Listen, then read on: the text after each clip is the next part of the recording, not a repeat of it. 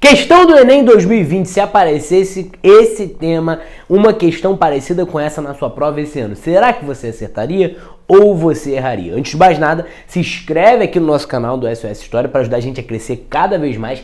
Ativa o sininho também para você saber quando os vídeos novos vão estar entrando para você, então para você não perder nada. E curte esse vídeo também para ajudar a gente a crescer cada vez mais. I need money, I need money. Então, ó, curte esse vídeo, hein? Eu vou dar teu tempo aí de curtir. Vai, curte esse vídeo, ó. Vou colocar a questão aqui na tela.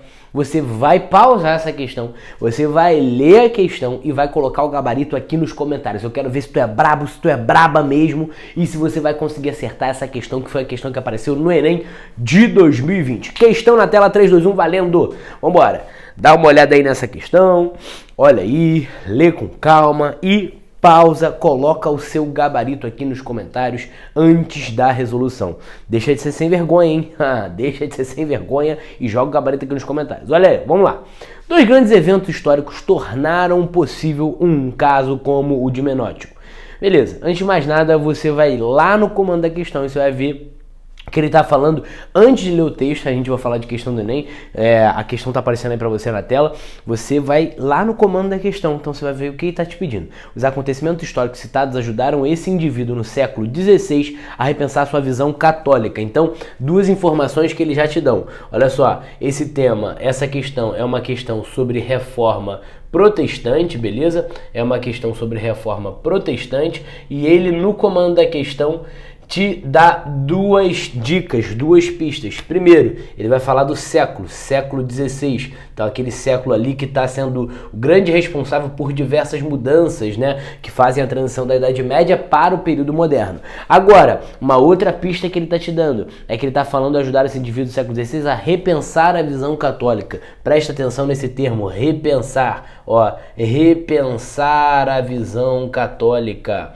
Repensar a visão católica. Beleza? Show de bola? A questão ainda está aparecendo para você aí na tela. Vambora, vamos ler o texto agora. Vamos lá. Dá uma lida comigo aí no texto. 2 grandes eventos históricos tornaram possível um caso como o de Menótio. A invenção da imprensa e a reforma. Presta atenção nessa dualidade, hein? Imprensa e reforma, beleza? Eu tô anotando tudo aqui para você. Ó, imprensa e reforma. Já apareceu aí 2 coisas para você: imprensa e reforma. Agora, ele vai falar: a imprensa lhe permitiu confrontar os livros com a tradição oral em que havia crescido e lhe forneceu as palavras para organizar o amontoado de ideias e fantasias que nele conviviam. A reforma lhe deu audácia para comunicar o que pensava ao padre do vilarejo, conterrâneos inquisidores. Mesmo não tendo conseguido dizer tudo diante do Papa, dos cardeais e dos príncipes como queria. Carlos Ginzburg, o queijo e os vermes. Beleza.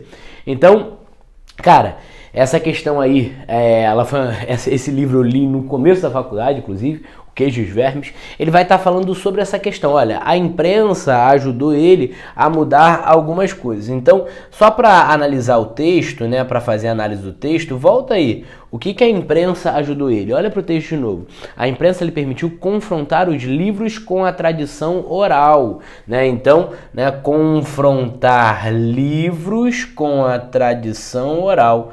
Confrontar livros com a tradição oral. Beleza. Confrontar livros com a tradição oral. O que seria isso, basicamente, né? Vamos lá, gente. Olha para cá.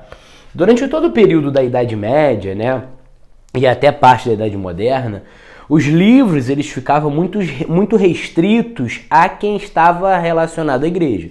Então, que se você era lá um padre regular, né, se você estava lá nos monastérios e tudo mais, você tinha acesso aos livros, mas a população como um todo na Europa Ocidental não tinha esse livre acesso, né, principalmente as escrituras. Quem tem acesso à Vulgata, a Bíblia em latim, é a Igreja Católica, são os padres, né? Lembra que as missas elas ocorriam porrinho em latim, e isso dificultava muito, porque muita gente não falava latim.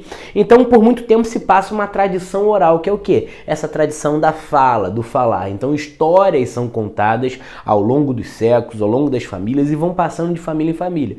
Então, o que a imprensa possibilita ele confrontar os livros com a tradição oral? Porque a imprensa, ela pega um livro que era restrito a um grupo específico e ela populariza. Ela vai produzir diversas vezes, diversos modelos semelhantes daquele mesmo livro. Então isso acaba popularizando o livro, então faz com que as pessoas que antes não tinham acesso à leitura passem a ter acesso à leitura e comecem a confrontar com o que eles ouviam de pessoas familiares. Ué, mas porra, minha família não falava isso, papapá, quem é que tá certo, quem é que tá errado? Então isso começa a ser confrontado, eles começam a questionar isso, beleza? Então agora volta para lá, vamos olhar o que ele fala sobre a reforma. A reforma lhe deu audácia para comunicar o que pensava ao padre. Olha aqui, audácia para comunicar o que pensava ao padre. A imprensa fez ele confrontar, então a reforma deu audácia para comunicar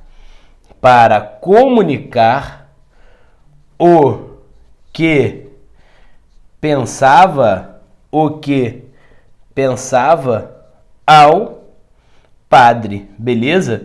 Por quê? Porque antes, né, quando a gente fala de um período que antecede a reforma, a gente tem uma religiosidade, um controle muito restrito ao sacerdote, né, ao padre. Já a reforma, ela vai defender muito o conceito de sacerdócio universal. Então, esse sacerdócio universal, que é um conceito da reforma, começa a pregar que todos nós somos sacerdotes, né, que todos nós fomos chamados para o sacerdócio. Ele é universal. Ele não pertence a um padre, a uma categoria específica.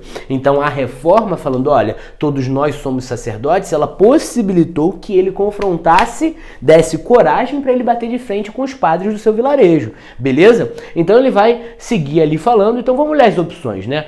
Aí ele vai falar a repensar a visão católica do mundo ao possibilitarem a consulta pública às bibliotecas reais. Não poderia ser isso, né? Possibilitar consulta pública às bibliotecas reais? Não, ele repensou a visão católica do mundo ao possibilitar a sofisticação barroca do ritual litúrgico. Drogas completamente viajadas aí, né? A aceitação popular da educação secular. Ele não está falando nada disso no texto, né? Em nenhum momento ele fala sobre educação secular no texto, até porque não tem como a gente dissociar a religiosidade naquele momento. Continuava sendo religioso, né? Continuava tendo vínculo com a religião. Interpretação autônoma dos textos bíblicos, correção doutrinária das heresias medievais. Beleza, olha só.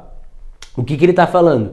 Ele não está falando sobre heresias no texto. O que ele está falando é que ele passa a ter contato com os textos e ele pode, a partir desse contato e pela reforma, criticar ali, questionar aquele padre, o que antes ele não fazia. E isso só é possível por conta da letra D, a interpretação autônoma dos textos bíblicos. Essa autonomia para você interpretar os textos bíblicos que a reforma protestante vai proporcionar a partir do século XVI. Portanto, gabarito dessa questão é letra D. E aí, você acertaria ou você erraria? Já se inscreve no canal, ativa o sininho, curte esse vídeo para ajudar a gente a crescer cada vez mais. Tamo junto, rumo à sua aprovação, ó.